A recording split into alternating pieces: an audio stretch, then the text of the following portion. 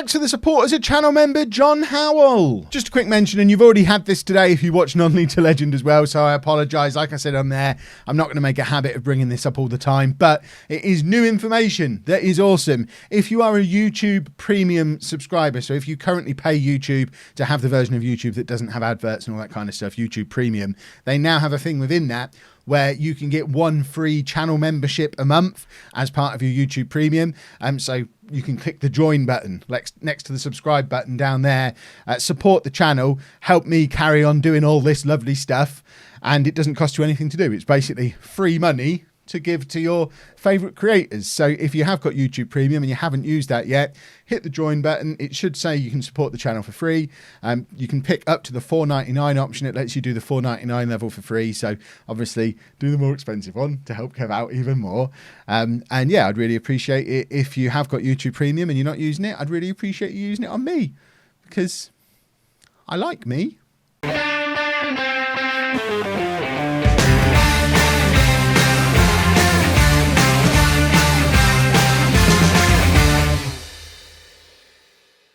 Hello and welcome to part 76 of Bourne Again. I'm Kevin. Coming up on today's episode, we have our first two games in the Championship off the back of yesterday's transfer special, which you lot seem to think went better than I did. It seemed to be very, very well regarded in the comments to yesterday's video.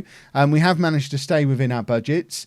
We have brought in a significant number of players, as usual, but it hasn't completely wrecked team cohesion and all that kind of thing. The one comment I did get from a lot of people is, Kev, sort out your staff. I'd just like to point out we have, hold on, in a lot of areas, the best staff in the Championship already. I think our staff, certainly our coaching staff, is really good. Yes, our recruitment staff leaves a little bit to be desired, but my view on it all, again, realism mode and all that, my view on my director of football, my assistant manager, my scouts is they do a pretty good job. So I've got no reason to sack them. We've had back-to-back promotions. I'm not going to sack them just because the numbers don't quite look good. Even on judging potential and judging ability, we're above average for a Championship team, which it's the only areas we are above average for a Championship team. We should be 24th for all of these because that's where we are reputation-wise and money-wise. So the fact that we're the best for a lot of these, we're above average for these, whatever that is, judging player data, we're not very good. But then, to be fair, we've only just built data analysis facilities. So we're a little bit below the curve on there, and we haven't actually got a data analyst at the club yet. Has our data analysis stuff even been finished? Because we booked that for the first time. So we've just built some data analysis facilities. So I'll let you have that one. We should probably hire a data analyst. But other than that, I think our staff is fine. Right, first day of the season, and that we don't have a team. One moment. Let's pick a team, shall we? Right, I think this is what we're going for, although Kitching isn't fully fit, but you know what? He's been such an important player last season that we're gonna keep him in the team, I think, even though he's not fully fit. To be fair, it's only match fitness that he's struggling for. He's got full conditioning. So we're going with Hardy in goal. Hardy was subject of potential interest in the region of £3.5 million in the summer, but we put him in for a new contract, which is lovely stuff. He's already a decent Championship keeper with the potential to be a good one in the future. One thing I did notice when I was nosing around looking at him earlier is that in addition to being awesome for us, he's also a FIFA Under-20 World Cup winner for England, which he did just 2 years ago. So he's got some decent pedigree for only 22 years old. I'm surprised we managed to get him, but he is tied down to a long-term deal now, which is awesome. Barnes is going to start at left-back, as he has for the last 2 seasons, in here on loan again, but one of our team leaders, along with Kitching, who was obviously here last year as well, and new boy James Hewson, who's 25 years old, came in on a free transfer from Birmingham, where he never really got a proper look in, but has played games in and around this level for various, mostly at a lower level, but we're not. He's played a few Championship games for Birmingham in his time. And new signing Lastra is going to be in on the right-hand side. He's our new record signing. Cost us £135,000 to bring him in from Mansfield, and I'm hoping for big things from him as our new right-back. And Nautovic, who was the player who excited everybody the most, is going to start in central midfield. Initially as a playmaker, because he's the one who suits the role most, and I don't want to go with no playmakers at all, even though he wants to be a central midfielder on defend. I think long term, this is what we're going to try and turn him into. Looking at his attributes for this, there's no reason why he shouldn't be able to do it. I guess it's just more a case of he's slightly better at that, which is why that one's not completely full. But he's going to be a star. He's got a 3-year contract. He's got 5-star potential. Hopefully, he's going to be awesome, and he'll partner Clark, who was our signing of the season from last year in central midfield. New left-back loanee Fitzpatrick is going to start on the left-hand side. I thought when my director of football signed him, he was to go over the top of Barnes, but on closer inspection, he's actually a winger, or more importantly, an inverted winger or inside forward on this left-hand side. So that's where we're going to play him. In a much more attacking role than left back, up on that left-hand side of midfield. Another new boy, Mejia, is going to be our inside forward on the right. So 2 inside forwards in the team as it stands. One of them might become an inverted winger, probably Fitzpatrick, but we shall see how it works out. But I like the idea of as many inside forwards as possible. Inside forwards are lovely. As you can see, he started at Manchester, or started at Real Zaragoza. I've got to use my th, which I can't do very well. Went to Manchester United and then Luton, and he's been around a bit, but looking to prove himself at 28 years old. And we're going with new boy Casey Grayson as the attacking midfielder. We've got Goddard as an option as well, but Grayson came in this summer on a free transfer from Arsenal, and he looks like he suits the role very well, although he's not quite championship calibre just yet. I think we'll give him a go first, mainly because I wasn't completely convinced by Goddard last year. And then Pavlov, of course, starts up front on his new contract, on even more money. He's not the highest paid player at the club anymore, but he's also tied in for a new 3-year contract. You might not love him. I love Goran Pavlov, so he gets the nod initially. But of course, we do have new boy Darko Husic, who can come on and play on that left wing or up front. It does mean, because he's got the flexibility to play out there too, there's no room on the bench for Querol, because both Husic and Scargill can play on either of those wings. So what's the point of having an out-and-out winger on the bench when we've got so many good midfielders knocking around, like Bruce and like Hernandez, who are both very good midfield options who can play anywhere in there. They can tuck in behind as well. We've got lots of options on the bench. The only position we don't really have covered on the bench is left back, but of course Fitzpatrick can drop back and play left back if needed. So to me, it looks like a strong side, but obviously that's judging it as a side that this would steamroll a League One, this team. It's a significant upgrade in all areas of the pitch on what we had last year. Apart from, obviously, in goal and up front, because they're the exact same players. But they're both young and have gotten better. So it's a significantly better team than the one that got promoted. It's just going to be a case of, is this team good enough to actually perform at this level? We're starting off with our positive gegenpressing system. We do have a more defensive version of it being trained with a defensive midfielder. And we're training the vertical tiki-taka that I've used to such great success in Non-League to Legend and in the Streamer Showdown. But Pavlov's just scored on the first day of the season again. Let's not get too ahead of ourselves just yet, because he did this last year and we thought we had the second coming of Simic Powell, and it didn't quite work out that way. But a goal on the first day of the season, especially in the Championship, is always got to be seen as a positive. He'll feel like he's got a lot to prove this year, because I've shown a lot of faith in him when some of you lot would have binned him off 6 months ago. So hopefully he's going to start repaying that faith for me this year, starting the season as a fluent English speaker. And he's in again behind here. Pavlov, he shoots, and that's the Pavlov we know and love. He's all right if he doesn't have to think about it. It's like, was it Graham Dodds who was another one who was like that? If he doesn't have to think about it, he's very dangerous. Oh, that's poor from Hardy.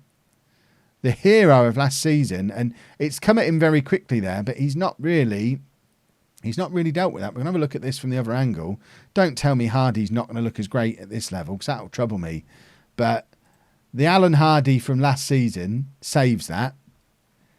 I hope it's just a little bit of opening night nerves and he'll be all right from here on in. Fitzpatrick with the free kick, floated over, finds Hewson, and their keeper makes a very, very good save. That was a good opportunity, and it looks like there's maybe an argument that the ball's crossed the line there. I can see the shadow quite clearly the other side of the line, but I guess no little tellies at this level. means we don't get to appeal it. But Fitzpatrick with another free kick drills that free kick over. There's no faffing about with that. He's hitting them hard. And Arnautovic plays it back across to Clark, who hangs around with the ball a little bit too much. Millwall nick it off us and have got a counter-attack on here, and we need to get back and covering. Arnautovic can't get the tackle in, and someone's headed it clear. I didn't see who it was. Mejia plays it forward to Fitzpatrick, and we're now looking to counter their counter. Fitzpatrick plays the ball over the top, looking for Grayson, who's in here, and that is a lovely piece of composure and finishing from Casey Grayson, who I can imagine you all looked at him in the starting lineup and thought, what? Who is this man? He's one of the flops that came in that initial batch of young players, and we looked at them and thought, none of these look any good, do they? But my inability to find an attacking midfielder has left me with basically a coin flip between Goddard and Grayson for today. Grayson gets the nod because I've never seen him play before, whereas Goddard I have, and he's absolutely repaid it. Fitzpatrick charging forward on the counter-attack again, and probably should be squaring that to, I guess that's Pavlov who was up with him. I couldn't actually click on the guy's name, but I'm assuming for him to be right up there with Fitzpatrick, it's going to be Pavlov. Right, Clark in midfield with the ball, plays it back to Arnautovic, who's dropped nicely into a little pocket of space there. I like that. Grayson, lovely trickery to get past his... I tell you what, Casey Grayson, he's looking all right. We might have a footballer here, almost accidentally, and we spent the whole summer trying to sign a better one. But he's having a very, very impressive debut, which I'm not going to complain about at all. It's always nice to have a little surprise package youngster emerge. Arnautovic, big ball forward to absolutely nobody. He's been watching tapes of Vermonti, but he's no Vermonti just yet because he missed his player completely. But Grayson is running with the ball again. Arguably the most impressive debut of all of the ones we've had so far, at least in this first half. Arnautovic plays it into Pavlov, finds Fitzpatrick, who's played a lovely ball in to get Barnes in behind, in a crossing position. Pavlov's there, and Pavlov scores his second of the game. It's gone down as an own goal. That's no fun. I'm claiming that as a Pavlov goal. Pavlov sets it up. He's involved in that early on. There's his lovely bit of hold-up play, playing it out to Fitzpatrick. Lovely pass from Fitzpatrick. Barnes with the cross, and it's an own goal. But, we're all calling that Goran Pavlov, second of the game. And we're looking pretty good, folks. I don't know how good Millwall are, but we're playing well. Don't let your performance levels drop, gentlemen. This has been a surprising first day of the season so far. At least for me. You lot were all telling me we'd be all right with the players that we brought in. There's every chance this is just first day of the season momentum, and as soon as we do get beaten, we'll get found out a little bit. That's kind of what I'm expecting, but it's nice to have a nice start. Fitzpatrick charging through. He's apparently exhausted and wants to be subbed off. He didn't look exhausted with that run, but let's just have a little check on him. Okay, he is properly tiring. We're going to bring... Apparently Bruce can play left wing as well. My instinct is Husic. And that's what we're going with. Because he needs game time. So he's going to come on. Only an hour gone. Maybe Querol on the bench would have been a good idea. I don't know if Fitzpatrick's picked up a knock. I don't remember him being particularly unfit before the game started. But he looked... It was a troubling level of tiredness for so early in the game for someone so young. Lastra, first real look at him, plays it forward to Mejia. Grayson now getting involved again, skips past a man, again, plays it to Lastra on the overlap. Tucks it back, looking for Grayson. Mejia again. Grayson's in space if we can find him, but we can't. Although it's fallen free here to Pavlov, and he does grab his second of the game. Goran Pavlov is a championship player. That's what it was all along. He couldn't motivate himself to play in the depths of League One. He wanted to play at his level. We're now at his level, and we're all having a Pavlov party. It's lovely stuff. That was a nice finish as well for Mr. 9 finishing. We're top of the championship, folks. This is absurd. Right, Arnautovic is going to come off. We're going to bring Hernandez on for him, who can just slot straight into that deep-lying playmaker position. We're just monitoring fitness levels as much as anything. Mejia, it looks like he's the last man who needs to come off. He's tiring as well. Scargill can go out on that right-hand side. I think he's probably going to be the only option out there. So I'll stick Scargill over there. We've got 3 strikers on the pitch at the moment. I guess you could argue we had 3 strikers on before as well, because Mejia is also natural playing up front, and we've got lots of flexible forwards this season, which is a nice situation to be in. It means our backup strikers are going to get plenty of game time and substitute appearances in these wide areas, so they're less likely to get a grumpy on for not getting on the pitch. Right, Hernandez plays it into Clark. Clark's got Grayson ahead of him in space, but he finds Husic instead, who nods the ball past his defender and is now started running. Makes it past one man. He's just trying to force his way through with brute force more than anything. It wasn't skill, it was just hard work, and he did quite well with it. But Millwall have a counter-attack here, and we struggled to deal with it. But I think Hardy does make the save because it's gone behind for a corner. 4 goals away from home in our first game at this level, though. I can't complain at all. This has been a very good day. Right, Lastra with the throw. Can we get number 5? Surely not. Grayson plays it back into Lastra. Grayson is not looking out of place at all in what I think is his first ever game of professional football. At a level he's not supposed to be good enough to play it. Husic is in, and it's a save, but Pavlov is first there. Lastra crosses it back in, looking for Husic again, and it's cleared, but only as far as Lastra, who finds Hernandez. Grayson to Husic, back to Hernandez. We've got so many players in space here. Millwall obviously committing men forward, which is weird when they're 4-1 down. Husic is in. It falls right into the path of Pavlov, and he's just not quite got that poacher's instinct, has he? If he could develop that, he'd be a Premier League player. Clark, free kick. Scargill's there and should have scored. It's just over from Scargill. I'm not going to criticise anybody today because this has just been a very, very good Bourne performance. We've dominated every stat. It's not like we've come here and got lucky. We've come here and been comfortably the better team on every metric. And that's with a team that's half full of debuts. I'm very, very happy with how that's just gone, and kind of thinking I probably don't need to go and find another attacking midfielder, because I think Grayson's got it covered, and if he hasn't, we've got so many central midfielders, we could just not play with an attacking one. Unless a Premier League attacking midfielder falls in my lap now, I think transfers are done. Let's go play Ipswich. This was all my director of football. No input from me at all. I just wasn't going to argue. Finlay Thorndike, 29-year-old attacking midfielder, 4-star current ability. He's not quite a Premier League attacking midfielder, which is what I identified, but he is years and years of experience as a Championship attacking midfielder. He has played Premier League games, who is just way ahead of Goddard and Grayson on star rating. Also, not bad as a striker either. Officially as good as Husic as our 2 best strikers at the club. We've got him on loan for the season. I wouldn't have pushed for it, but as soon as I had the conversation with my director of football and he mentioned that, this young lad that you've brought in, he's only actually had 1 good game. What if he's turd? Are you sure you wouldn't like Finlay Thorndike? And I said, you know what, Guillem? Okay, I will. There's your confirmation of how little we're spending on wages compared to everybody else. Everton and Bournemouth and Stoke all paying 10 times as much as we are in wages. That's what we're up against. Millwall, who we've just beaten, paying nearly double the wages we are. I mean, that gives you some context. They're one of the poorer teams in the division as well. We've signed 17 players, but Villa have spent £92 million. So, who's really been most active in the transfer market? What does the preview look like now?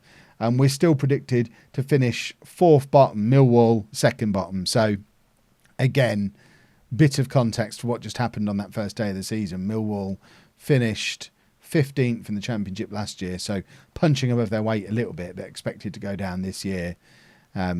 Yeah, it's going to be. I think it's still probably going to be a long, hard season for us. But Ipswich are predicted to finish 19th, so they're another team that we play now that if we are to stay up, we probably need to get some points against. Ipswich spending only about double our wages as well. So these are the kind of games where we've got to pick up points if we're going to have any chance. Right, just the one change for the Ipswich game. Thorndike coming in for Grayson. I'm just going to see, I don't pick my own bench often, but Grayson absolutely should be on the bench after his performance in that first game. So he can come up onto the bench. Otherwise, it is the same team. We get to... Oh, we need a player trained at the club. So let's get Catamol back in for Grayson. And I guess O'Driscoll is the one who's going to have to drop out. I don't know why I couldn't just swap that in one stage rather than having to do it as 2 stages. But Catamol now homegrown at club, which is handy because he's my 4th choice centre-back as well. So we're actually kind of in a position now where we don't have to have someone who's nowhere near good enough sat on the bench. Catamol's not a million miles away from first team quality anyway, and probably played about 20 games for us last season. Ipswich have lost their striker in the first minute of the game, which isn't ideal for them, I imagine. But what would be even less ideal would be if we go score goals. We've got fans on the terraces again, look. Abbey Lawn is buzzing because the terraces are back open. Fitzpatrick's in, hits it just wide. Why are we rebuilding the same stand again? So that's the stand we knocked down and rebuilt when we got into the Football League. And it looks like we've now knocked it down again and are rebuilding it again. And we've just opened up the terraces. Why not stick some seats on these terraces, Fulham style? Lastra with the cross finds Pavlov, and it's into the hands of the Ipswich keeper. I want to see the other 2 sides of the ground as well. See if there's anything happening anywhere else. Presumably we're just putting a second tier on the existing stand, which seems like an insanely expensive way to go around doing things when you could literally just bolt some seats to the existing terraces. Thorndyke plays it back to Kitching to Arnautovic. Back to Hewson, keeping hold of the ball nicely. Hopefully a chance is going to come from all of this. Mejia to Clark to Thorndyke. Sprays it out, looking for Fitzpatrick. He's got Barnes on the overlap. Decides to go it alone and has a shot, and it goes just over. Interestingly, you can't see the outdoor swimming pool that's just behind Abbey Lawn in real life.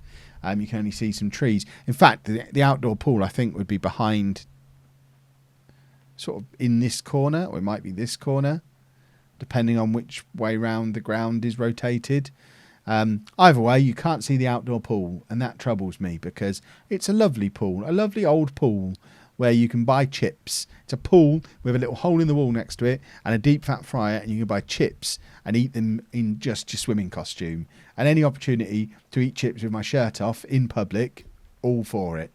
Right, not happy with your performance out there. We need a goal in this second half.